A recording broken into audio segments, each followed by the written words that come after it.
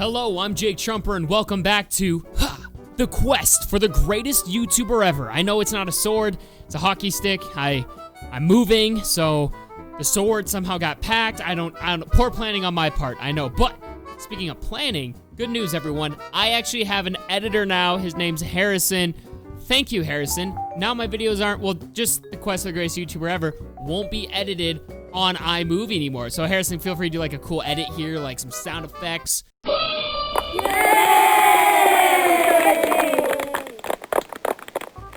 Alright, either it's gonna be really cool or really lame, so hoping Harrison's cool. Alright, so today we are actually talking about one of my favorite YouTubers of all time. I say that every time, but I mean it every time as well. They're called Deadmeat, and I say they because it is kind of a two-person team, but right now I want to focus on the guy named James, known as Deadmeat James on Twitter. I probably watched one of their videos late night at a party one time. I was like going to bed, and I was just like, the TV was on, and it was a recommended video, a Jason kill count. And I was like, what's this?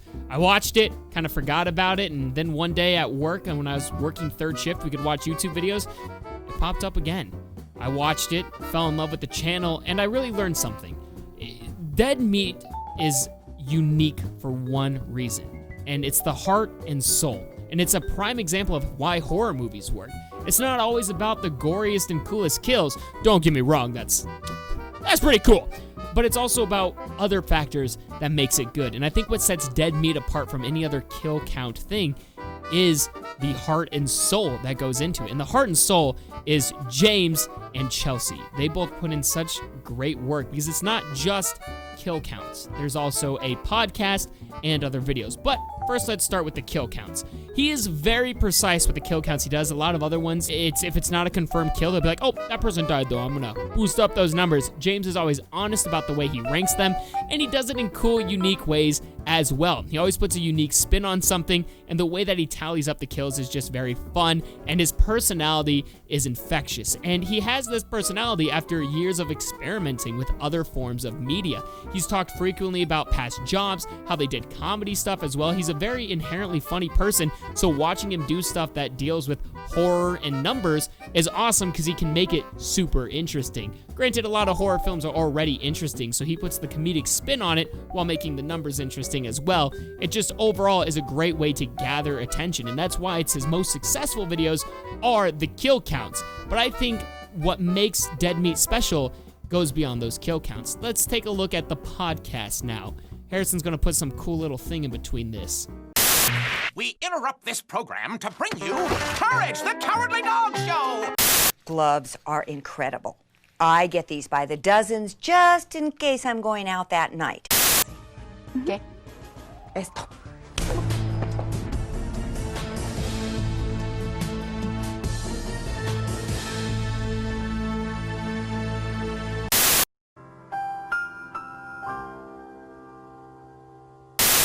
Wow, wasn't that neat? The podcast is more of Chelsea, who is now James's fiance. They're getting married. That's so cool. James is her fiance, and it's so cute because I'm like, go them. I remember the first episode because I started at I didn't start at 1. I was like, let's just do a random one. And she was like, we're dating and we like to get scared together. And then now they're fiancés, and good for them. But besides me gushing because I'm a super diehard fan, the podcast is unique because it teaches you something. It's not just like, here's our review of a horror movie. They dive deep into, like, one of my favorite episodes that I've watched at least 3 times now is when they talk about the final girl and explaining how the final girl works and explaining why Chainsaw Massacre is such a influential film and the writings of other people talking about it. They explore so much and they look at the historical context of it because they're both incredibly intelligent people, both intelligent in their own rights as well. Like, one of my favorite things when I tell people about horror movies is I'm like, there's a historical context behind a lot of them. And I got that from the Deadmeat podcast because the Deadmeat podcast teaches you stuff. It's a historical thing, and as you know, I'm a history buff, so just that aspect alone is amazing. Not to mention they do give reviews, and they also dive into politics sometimes, which is very dangerous. I never really dive into politics, and when you have fans following you to watch how people die in horror movies, it's pretty obvious what your fan base might be politically.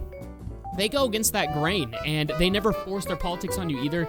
They have a genuine just love for humans. Their slogan always, be good people. They mean that, and it's so cool to see, because like they'll bring in politics sometimes, and then they're like, but you don't have to believe that. We just care about humanity. We have a love for our listeners and for every human being on the planet, which is so unique as well, because dude, it's a horror movie kill count main channel, and then they've got all this love and compassion. Where is this coming from? It's hard. You're learning. You're being a good person. You're watching your favorite horror movies. I am a horror movie buff. I consider myself pretty empathetic, and I love history. This is like my dream come true. I've also been holding on to this hockey stick this whole time. It's so cool because I just feel connected to these two people who I've never met before, and I hope someday I can see them at some horror con or something and just be like, hey, thank you for getting me through hard times. When I found them, I was towards the end of working third shift. I'd been working it for 3 years, and 3 years on third shift really does something to you mentally. So they just really helped me through a lot, and I really appreciate it. And there's a bunch of other stuff they do as well. I remember their paranormal pool party was an awesome podcast. They have cool techniques with the podcast that they do as well. I've incorporated some of the stuff they do on their podcast into my radio show because of how unique and fun it is. It's crazy how much work they put into the crafts that they make. They do supercuts. He references so many nerdy things. Movies, it's more Star Wars stuff. Star Wars buff over here as well. It's cool because they don't crap on other nerdy stuff. They'll be like, we like watching this nerdy stuff, but not this one. Because again, it goes back into they never force their opinion on you. They rather offer an opinion, joke about it a little bit, move on. So they offer you different points of views if you might have one without jamming it down your throat and without ruining the integrity of what they originally stand for. It's a very strong YouTube channel that has a lot of passion, knowledge, and just fun behind it. So if you've been looking for something new, maybe there's some horror movies you didn't see and you're like, I just kind of want to see what the horror movie's like, this is the perfect way to kind of learn about it. It's a great podcast as well, one of my top 3 podcasts. Speaking of podcasts, in the next Quest for the Greatest YouTuber Ever, we're going to be looking at another group that does podcasts. So be on the lookout for that. Besides that, I just want to tell you, if you're looking for a YouTube channel that goes beyond the content they make, this is something to check out.